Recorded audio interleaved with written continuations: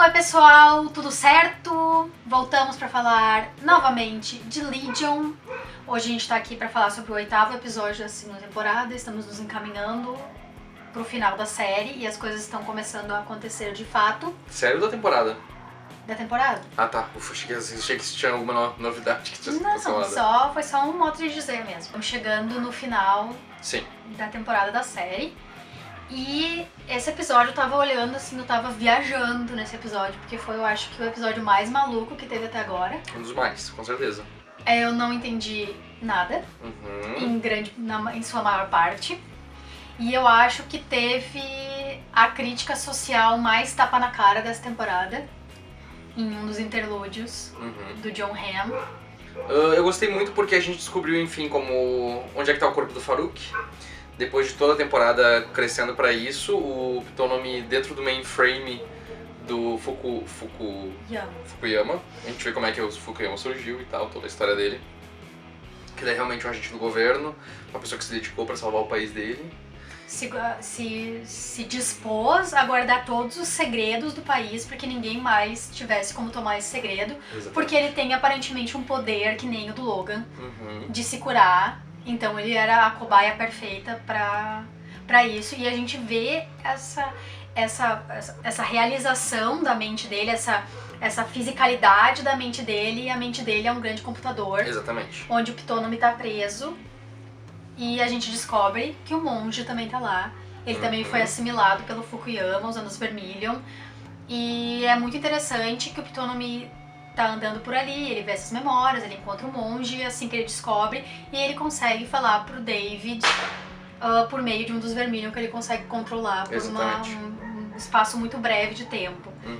E é muito legal esse começo, é muito tri. E aí a partir do Ptonomy dizer pro David onde é que tá o corpo do Farouk, que as coisas começam a ficar loucas. Porque daí o David ele meio que desenvolve um plano de como ele vai fazer pra botar as pessoas pra ajudarem ele. O que não fica muito claro o que é o plano dele. Exatamente, porque ele dividiu em várias partes e algumas partes dela a gente vê se concretizarem e outras partes a gente vê que foram atrapalhadas pelo próprio Farouk. Mas em geral a gente vê ele posicionando todas as peças dele. A própria Aubrey Plaza, que eu esqueci o nome de novo. A Lene, ele bota a Cid em alguns pontos também e ele coloca a Carrie, o Clark, todo mundo ali. E eu acho que o que ele fez foi implantar essa ideia na cabeça deles, que daí depois seria acionada por alguma outra coisa. Por algum gatilho. Por algum gatilho, exatamente.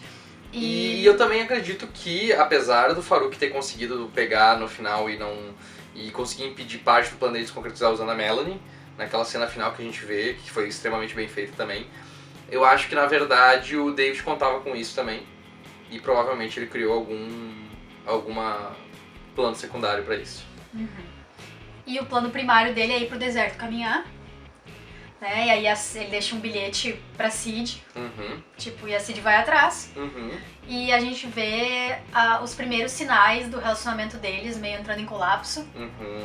Que é aquele momento em que aquela paixão eufórica passa e tu começa o teu relacionamento vira uma coisa diferente. E apesar de tu estar feliz no que tu tá ali, tu também sente uma saudade, uma nostalgia do que era anteriormente.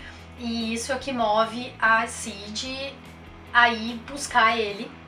Aí, num momento muito engraçado, porque ela chega lá de paraquedas e a primeira coisa que ela faz é dar um chute na canela dele. Sim, Então é ótimo, eu acho a dinâmica entre a Cid e o David essa temporada tá muito engraçada, tá muito divertida e pesada ao mesmo tempo. Dramática, tem uma carga dramática muito tão grande quanto os momentos de humor dos dois.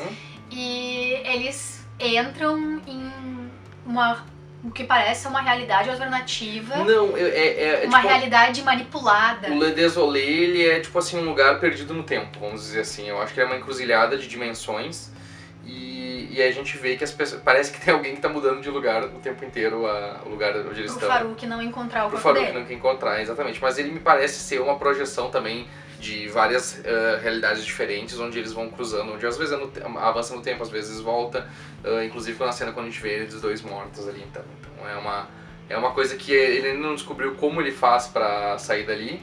E o Farouk disse que se ele não descobrir, ele vai ficar preso ali pra sempre. É muito legal ele procurando assim, ele fazendo assim, aí ele faz e tem uma pedra que parece igual ao dedo dele. É bem tri. E daí, além de tudo isso, nós temos o que a gente falou no começo, que é o interlúdio do Jun-Han. Sim. Que é ele falando sobre sombras, que é aquela lenda que a gente conhece das pessoas que só vivem na caverna e vem tudo acontecer por meio de sombras, e daí quando eles saem dentro da caverna, eles não conseguem acreditar que aquele lugar é real. Que nem a gente vê o In Room, o quarto de Jack, é meio isso, que ele passa a vida inteira dele acreditando que tudo que existe é o quarto, então quando a mãe dele diz que existe mais lá fora, ele não acredita. E aí ele aplica essa ideia pros tempos de hoje, a gente nas redes sociais, vendo tudo pelo meio de uma tela, e as pessoas viraram sombras, porque a gente não vê elas de fato.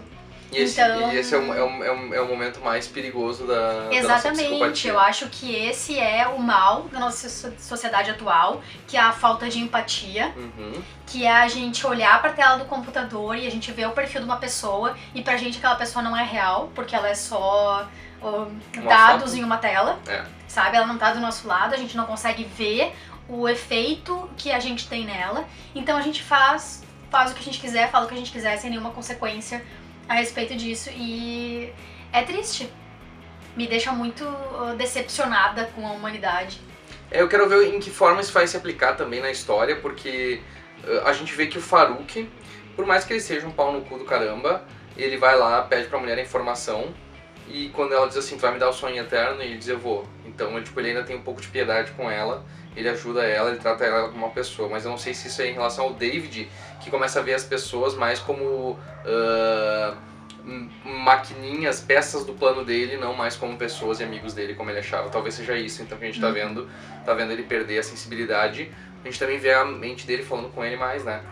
Bem mais do que a gente viu em todos os últimos episódios, ele dentro da água, meio que pensando pra traçar um plano e conversando com ele mesmo, com as diversas múltiplas personalidades que ele tem, e que ele tá deixando aflorar cada vez mais. Ele não tá parando elas, ele tá só alimentando elas. Exatamente, eu espero que isso seja bem exposto na season final dessa temporada. Quero ver bastante disso. Pois é.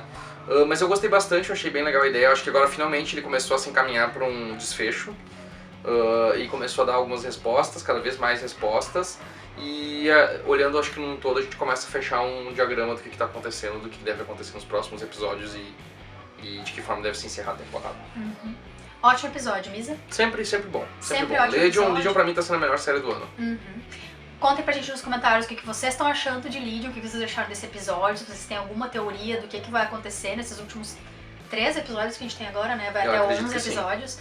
Não esquece de dar like se vocês gostaram do vídeo, compartilhar nas redes sociais, se inscrever se vocês ainda não são inscritos e considerar apoiar nosso canal no Apoia-se pra ver mais vídeos como esse toda semana, tá bom, gente? Até a próxima!